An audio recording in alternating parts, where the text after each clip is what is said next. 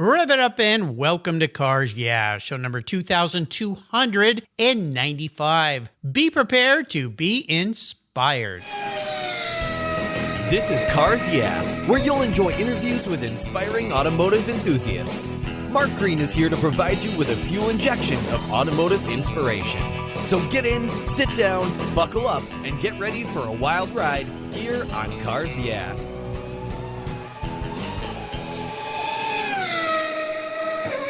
Hello, inspiring automotive enthusiasts, and welcome to Cars Yeah. Today I'm back in my hometown of beautiful, sunny San Diego, California. Although they've had some rain this spring, but summer's coming and the sun is out. And I'm with a very special guest by the name of Laurel McFarlane. Laurel, welcome to Cars Yeah. Do you have any gear? And are you ready to release the clutch?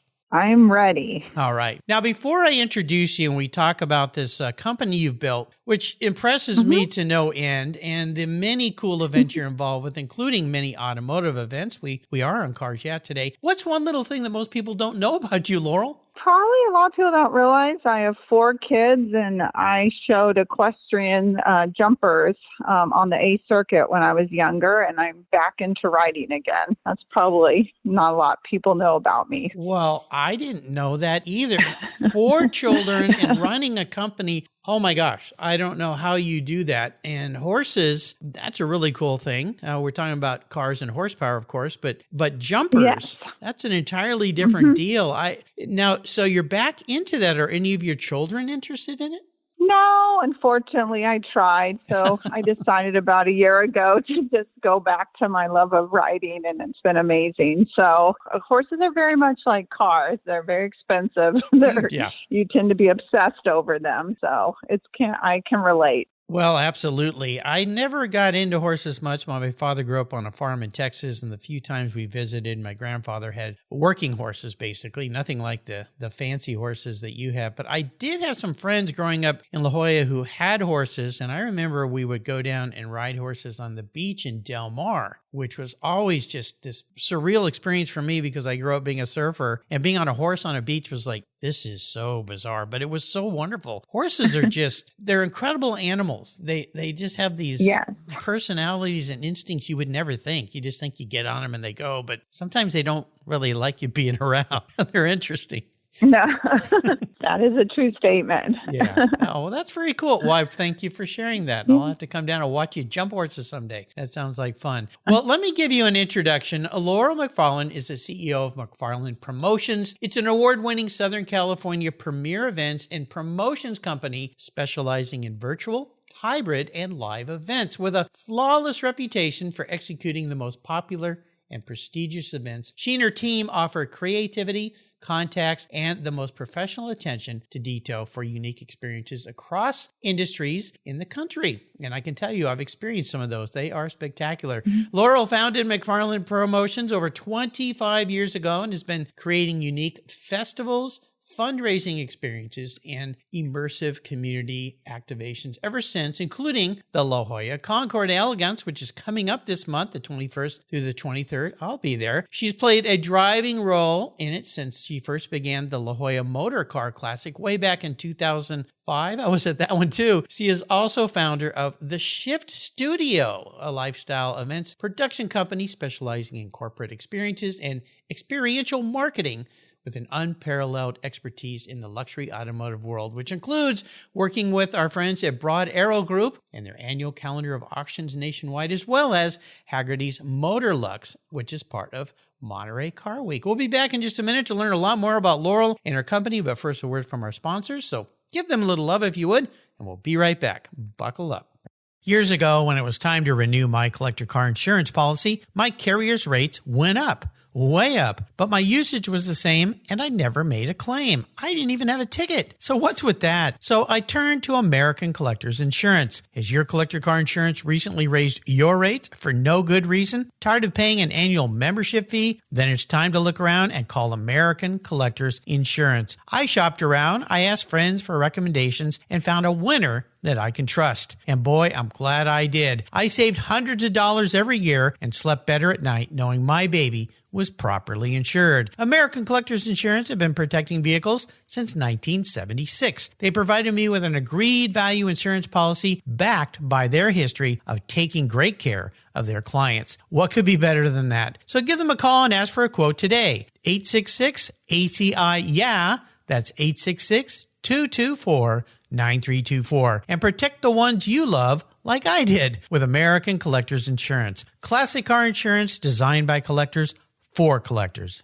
Are you wondering what your collector car is worth these days? Are you thinking about buying a collector car? I know who can help. My friends at Classic.com will help you stay on top of the market so you know which similar vehicles are out there, what they're selling for, what you should pay, and how to price your vehicle. Go to Classic.com/garage, enter your vehicle's information, specs including the year, make, model, mileage, and options, and they will provide you with a list of recent comparable sales. Their powerful search engine is up to date, finding new listings, tracking sales, and keeping you informed, providing data so you can make the right decision. If you're selling a vehicle, they can help as well with their Classic.com Pro Division, steering you to a qualified professional who will help. Finding the right vehicle and selling your vehicle is all about timing and exposure. So what are you waiting for? Go to Classic.com/garage and give it a run.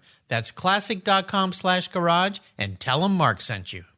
For several years now, you've heard me talk about Linkage Magazine. I've been a subscriber since the start. Their talented and creative team brings you a spectacular publication and website that shares the automotive passion from a worldwide perspective. Linkage is about driving, restoring, collecting, and first-hand experience at collector car auctions and more. They bring you real-world values plus rational, experienced opinions on the current markets. They cover the automotive world and the people who share our passions. And Linkage Magazine has grown, mailing you 6 issues annually. Join me on this journey with Linkage. They're geared for the automotive life. You can subscribe at linkagemag.com. So Laurel, I want to go back in time a little bit. As you started this brand, I mean, you look at where you've come.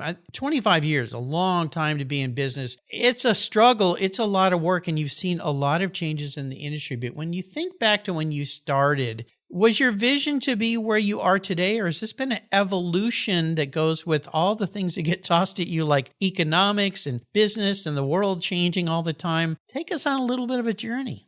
Yeah, I mean, definitely when I graduated college, I had graduated into the recession, the other recession, so it was very tough to find a job. And I was lucky to have some board members of the Gas Lamp Quarter Association. They basically told me I was a horrible administrator, but I would make an excellent event planner. Well, thank you for your honesty, gentlemen. Yeah. And I should open my own company. And I was not someone who thought that's what I wanted, but I said, okay, I'll try this. And my dad is Scotch and he's a developer, and he gave me $3,500. I had to pay him back with interest. Yep. And I bought a computer, and that's how I started my company. And then got a couple of events and found a love and a passion. And, I really enjoyed watching people enjoy themselves. So it was one time I did a St. Patrick's Day block party, and it was like 2 a.m. in the morning. I was the only one there cleaning up trash, and you could only imagine what else. Oh, yeah. And some girl ran by and she said, "Did you do this event?" And I said, "Yes." And she said, "It was the best night of my life." And I was hooked after that because I just wanted to really create, meaningful moments for people. And from there, it just kind of grew from a love of events and planning and watching people have their best moments. Is kind of how it all evolved. Wow. That's a great story. And my hat's off to your dad, because instead of just giving you the money, he created something for you that, okay, there's value here, and it's hard to get a bank loan, even $3,500 back then. Yeah. To say, I want to start this company. What's your experience? None. How many clients you have? None. No, thank you. Goodbye. So I think it's great. And plus the fact that he said you had to pay him interest, That's even Yes, better. he's definitely Scotch. Yeah, well, he set the tone for what reality is like versus just here's some money and hope you do a good job. You really valued that, but I love more the idea that you appreciate creating experiences. And I'll tell you, I've experienced many of your events, and that's exactly what you do. But I wanted to ask you this because I look at these events and I think there are so many moving parts. How on earth do you manage this? It's like a pocket watch with all those little gears, and if one little part isn't working, it can really wreck the time that people are having. I kind of segued into that nicely, I think. Yeah. It really wrecks the time that people are having. What are some of the ways that you do this? Obviously, you're surrounded by a great team. Yeah, my team's amazing. And, some of them have been with me for 20 years. So I'm super lucky with that. But wow. mostly, Yes. Just through detailed timelines that we have, schedules, everything's down to sometimes to the minute, following detailed schedule all during the weekend and days. And a lot of people don't realize this too. We work overnight. So people would do the big Saturday night party on the field at the Concours at 9:00. I would come back on at night, and I worked all the way until 8 a.m.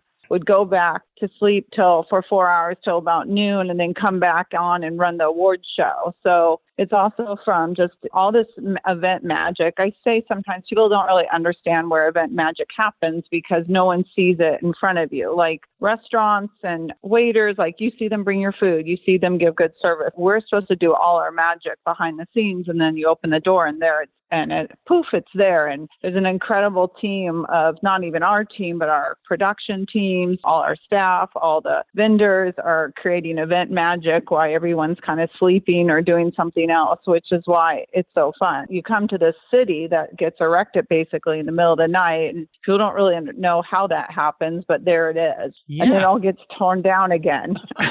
Well, especially when you're dealing, let's talk about the La Jolla Concours, because several weeks ago I had four great guests on the show that we promote the La Jolla Concours here at Cars Yeah every year because it's my hometown. Yeah, we appreciate that. Well, of course, I'm happy to help. And I want people to attend this event because it's so spectacular. The La Jolla Concours, for years, as you have managed it with your team, is a very different show. And it's got to be in one of the most challenging locations ever. You're right in the middle of public park, and you've got to do all these things. I remember when Michael Dervier was first on the show, and he outlined, he's the one that runs this whole thing along with his magnificent team and your team, of course. And he outlined all the rules and regulations of dealing with the city, and you've got to still allow people to walk around the event, and you've got to have it set up at a certain time. You can't do this weeks in advance. You've got to break it down because the park is, I listen to that and it just gives me a headache and it gives me stress. So for your team, let's talk a little bit about the La Jolla event because you do some very unique things. I'm starting with the big gala night. Can you describe in your terms of what this is like? Because it is unlike any kind of Concours event. Well, maybe the Motorlux event is a good example, but that's a whole different environment, of course. Yes. What is this all about? So this year it's on Friday night just because the magnitude of the party is taking so long to break down. So we're going to do the event on Friday. But every year we come up with a new theme and kind of create just kind of a magical experience. This year it's Beyond the Garden Gate. In my mind, when I started thinking about this theme, I pictured like 1920s. I'd be driving down the road in my Duesenberg convertible with 6 of my friends, and we come over a hill and there's this magical party in a park just set up with food and beverages and unique experiences and fun, creative things. And so it definitely probably has more of a feminine touch than most car events. I'm not a car girl. I've never said I was a car girl. I love the beauty of them and can totally understand the craftsmanship and the arts, but don't quiz me on cars, but Sure. I do know what it's like to create this amazing experience. And we want to create something where these people go to parties after parties and it's like their wives or their partners or wants to come to these events. It's not like, oh, this is just for car guys, right? This is an event that your significant other as being like, we should go to the La Jolla Concours. It's so fun. Even on Sunday, I had the idea of a champagne and honey tasting garden. So I bring in a sommelier honey person that samples honeys from around the world with champagne. So we try and create these little experiences that make it, the cars obviously are the show, but there's all these other things too that make it really a fun experience for everyone, not just the car enthusiasts. Oh, yeah. And you think about the glamour of La Jolla, the jewel of San Diego, and being able to dress up, men and women. But I love seeing the women dress up with their hats. It's very much Pebble Beach-ish, if you will, because it's a more glamorous setting and that experience. I mean, honey tasting and champagne at a Concours, what are you thinking? No, it works. It's very fun. It's very cool. And it's more inclusive, I think, than just,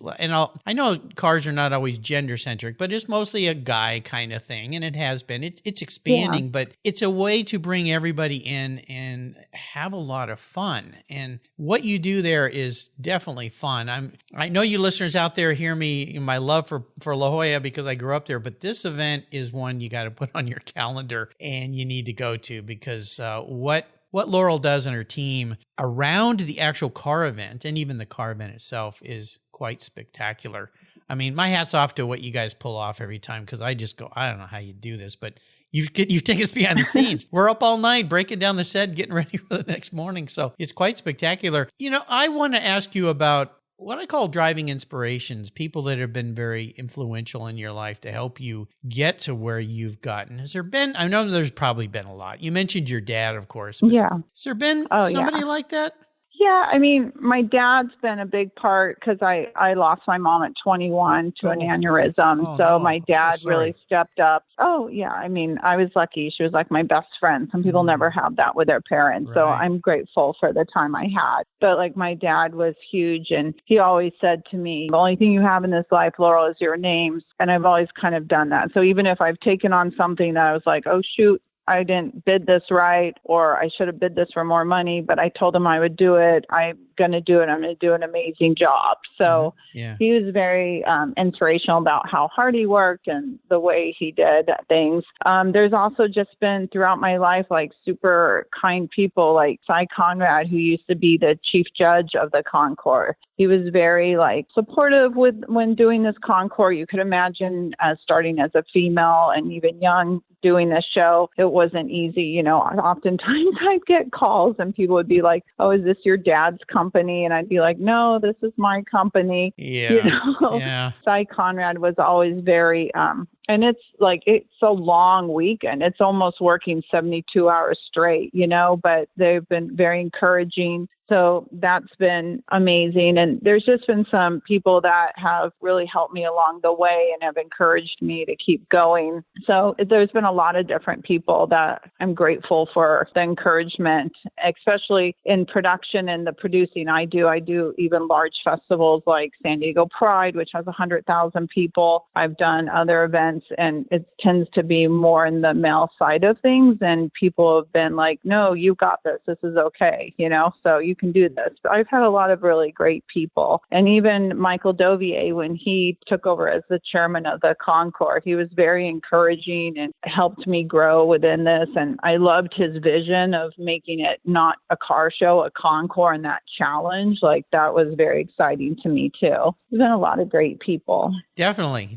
Well, I've said that before and I've heard it from so many guests is the secret to being successful in life and business is surround yourself with great people and teach them, help them, have them teach you and help you and let them do their job. And there you go. That's how it works. Exactly. You know, this industry that you're in is, I think it's very interesting for people from the outside and for young people listening that are trying to find their way. I'm hoping that we're inspiring a few today that are going, oh, I didn't even know there was a career in that world. That's interesting. Yeah. Because you think of PR is one thing, but you're way beyond that, in my opinion. So how would you advise a young or old person who's maybe changing their career path to go into the field that you're in? Well, one of the things I say, because I started as an intern, and that's how I found my love for events. I started as an intern as a Gas Lamp Quarter Association and did the first Taste of Gas Lamp and just found that I really loved it. And that was kind of my entree into it, and it grew from that. So I do encourage, like when people come to intern,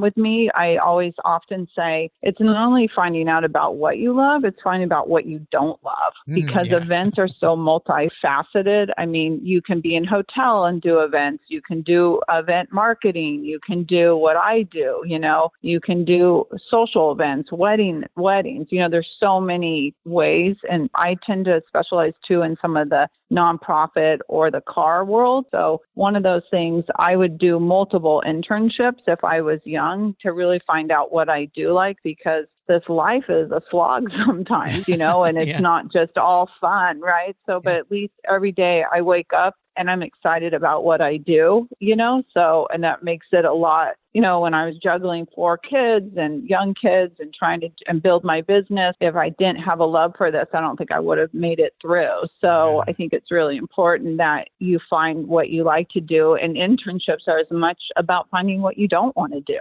Yeah, absolutely. I'm still trying to wrap my head around you starting this and then having 4 kids and still being around. Wow.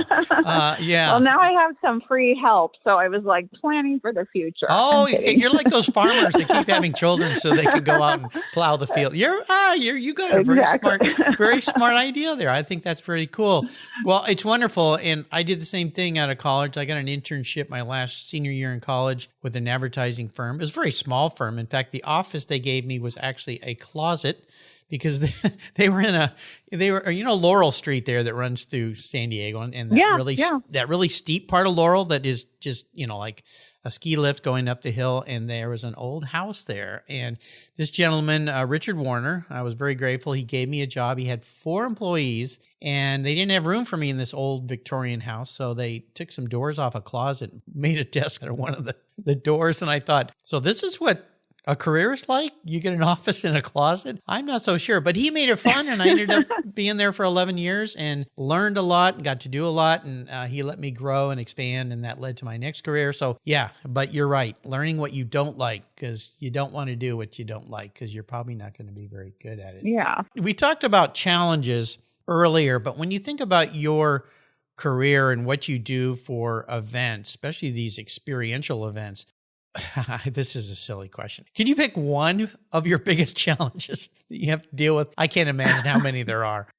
Probably one of the biggest challenges. I tend to get spaces where I only have 24 hours to build them. Like when we do events in the gas amp quarter, and then I just did a St. Patrick's Day block party called Shamrock for like 10,000 people. I got the streets at 4 a.m. and I had to be off the streets at 6 a.m. So probably one of the biggest challenges is building things under a really, tight constraint time. And then having to, and we have to leave like Jolla Concours, the Motorlux, which was at the Jet Center. We need to leave that space nicer than we took it. Right. And sometimes we only have 6 hours to break down a party that took, like for Motorlux example, took 4 days to build, and I have less than 8 hours to break down this party that took 4 hours to build. Gosh, how on earth do you do that? Oh my gosh. Just a crazy. It's just, people always say, and they're like, how are we going to organize the out? And I'm like, listen, it's every man for themselves, and just get there, Pick up everything you see on the floor and put it in a bag. Yeah. Yeah. It's just chaos at the end, but you want to leave it, so that we're customers and stewards of these areas. Like the park isn't our park, the Jet Center isn't our Jet Center. The streets aren't, so for me, it's important that we leave and people don't even know we were there. Right. Well, absolutely. Yeah. And most of the cities, and especially you think about a jet airport, there can be nothing left where jet engines are roaring around to suck into an engine. So last thing you want is a call saying, one of your wine glasses just went through a corporate jet engine. We need to talk. So, wow. Yeah.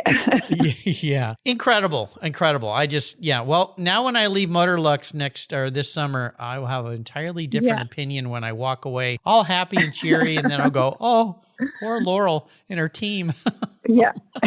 Maybe I better make sure I pick up a few things and don't leave them laying around. Wow. Tremendous. I know you mentioned you weren't a car girl, but I've got to think that being around cars as you have with these events that you put on, your opinion, and you said it, your attitude towards cars has grown, expanded, your knowledge has grown a little bit. I typically ask people about a special vehicle in their life. And perhaps you've had one that you could share. But if you don't have one you want to share, I'll kind of twist this a little bit if you'd like. Is there a special vehicle that you've encountered at one of these wonderful events you and your team put on that you went, oh my gosh, that could make me a car gal? Yeah, I mean, I definitely could drive any of these and would be happy to. Okay, but no kidding.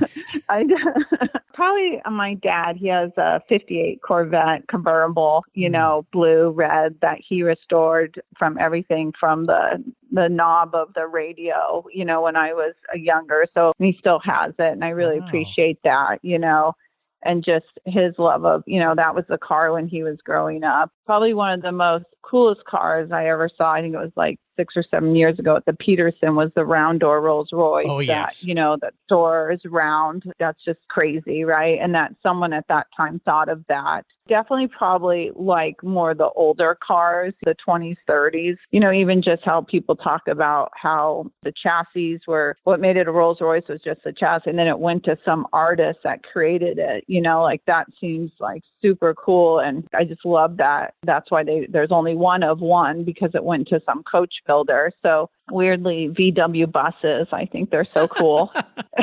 Yeah, well, David Bernardo, who has Z Electric there in San Diego, he's been on the lawn at Jolla Concours with his electric VW buses, right? Yes. I love that, especially the new electric VW bus coming out is super cool. I like that. Yeah. That's going to be awesome. So those are probably what I kind of lean towards, those type of cars I love looking at, just because the picture, in the 20s and the 30s and glamorous, and can't tell you this is a blah, blah like you could, but I can definitely appreciate it. And now, at the Broad Arrow auction groups, I walk around, I'm like, I could buy that car. Maybe I could buy that car, Yeah. They have some magnificent cars. Well, the lineup of Duesenbergs that'll be on the lawn at the La Jolla Concours d'Elegance this year definitely are going to be right up your alley. So I'll see you walking amongst those cars with your eyes and going, sipping your champagne and honey and thinking... And right now we have almost 20 Duesenbergs, so I'm very excited to see all these on the lawn. It's going to be incredible, for sure. Now, I'm going to be your car psychologist today. I love this game. I've got a little car doctorate on my wall that I made out of my Photoshop skills because they wouldn't give me one at the hospital. If you were manifest, reincarnated as a vehicle, what would you be and why? I think I just come back as a VW bug because they just seem so happy.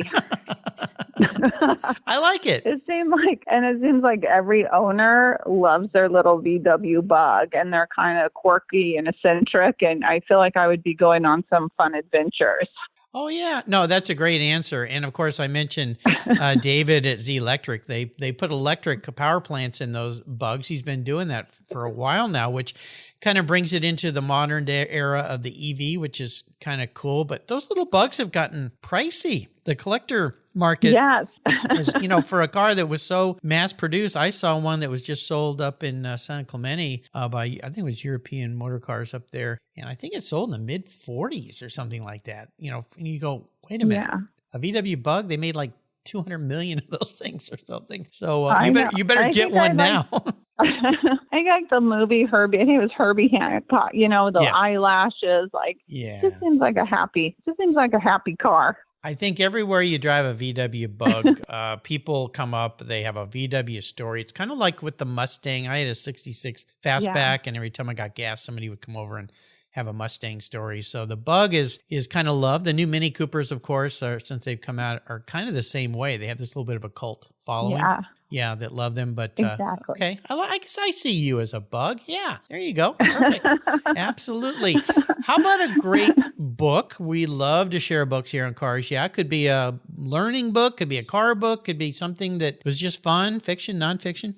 I do like to read folklore and time. So I'm currently reading The Myths of Avalon, which is just a book about trying to think of how to explain it, but kind of the King Arthur type and mystical characters and Lancelot. So I kind of like those type of books. So right now that's my book of choice.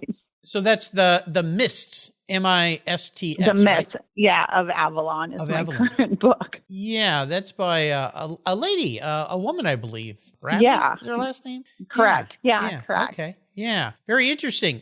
First time that book's been suggested here. So something new to add to the Yeah. guest recommended books list here on Cars. Yeah. In fact, you listeners, you know this, but you can go to my website, click on the book button at the top or the research or search button, I guess, at the top, and you'll find I think there's over 3,000 books listed there now from all my inspiring automotive enthusiasts. Yeah, lots of books to fill a giant library. So today, before I let you go, because I know you're busy getting ready for a little show happening there in La Jolla, the Ultimate Drive. I'm going to enable you to go on the Ultimate Drive. So I'm going to park any car you'd like in front of your home. You can take it on a ride. You can take anybody with you, even somebody from the past who's no longer with us to these days. And what does the Ultimate Drive look like for somebody like you? Don't worry about the cost though, because I'm going to foot the bill.